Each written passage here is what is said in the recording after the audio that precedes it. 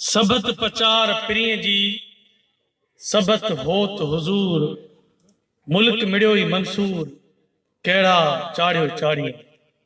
हींअर आऊं इन्हनि सिटनि सां हबीब यूनिवर्सिटी जे प्रोफेसर साईं अब्दुल हफीज़ डॉक्टर अब्दुल हफीज़ जमाली साहब खे घुराईंदुसि। साईं बैरिया टाउन जे हवाले सां पंहिंजी यूनिवर्सिटीअ में हिकिड़ो ख़ासि प्रोग्राम करायो हो खेस जसु जे।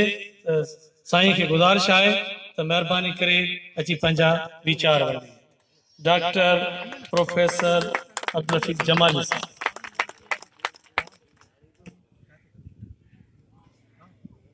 दोस्तों, कुर्बवारा प्यारा भाइरो, अस्सलाम वालेकुम। मां को मुकर्रर या सियासतदान त न आहियां, मां पढ़ायां तो प्रोफेसर आहियां।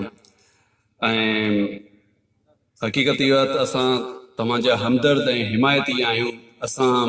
मां पाण मतिलबु जीअं रहमान गुल साहब हुनजे लाइ स्ट्रगल न कंदो आहे, पोइ हुनखे दुबारा हो शइ न मिलंदी आहे।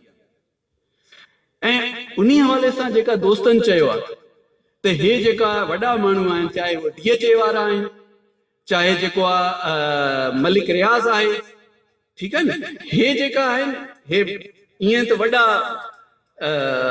हाथी वांगुरु नज़र अचनि पिया, पर हे कमज़ोर आहिनि। हे अंदरों चोर आहिनि। चोर जो दिलि कमज़ोर हूंदो आहे। तव्हां साथ आहियो, ठीकु आहे न।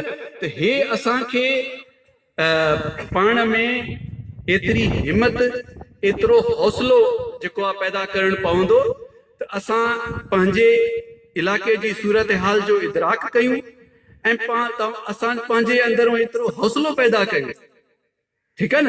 हे माण्हू ईअं नज़र अचनि पिया, हे DHA वारा, हे मलिक रियाज़, के बाबा हाणे बाबा हे हिननि जी ज़मीन त न आहे, हे मलिक रियाज़ जे या हिननि जे पीउ जी ज़मीन त न आहे।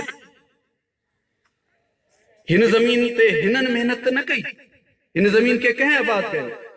हे जेका पहाड़ हुया, जबल हुया, हे सख़्त ज़मीन जेका आहे, हिनखे कंहिं पंहिंजी महिनत सां, पंहिंजे खून सां, पंहिंजी पघर सां, पंहिंजे पसीने सां आबाद कयो आहे। हे तव्हां आबाद कयो, तव्हांजे वॾनि आबाद कयो, हे तव्हांजो हक़ आहे। ऐं हे हाथी हुए ॾिसण में वॾा हो शेर लॻनि पिया, पर हे इंतिहाई कमज़ोर आहिनि। जॾहिं मुक़ाबले ते अची वञे त हिकिड़ो जेको नंढी चिंटी हूंदी आहे, मोर मलक हूंदा आहिनि, हो बि जेको हाथी खे भॼाए छॾींदा आहिनि, ठीकु आहे न। त तव्हां हिम्मत कजो, हौसलो कजो।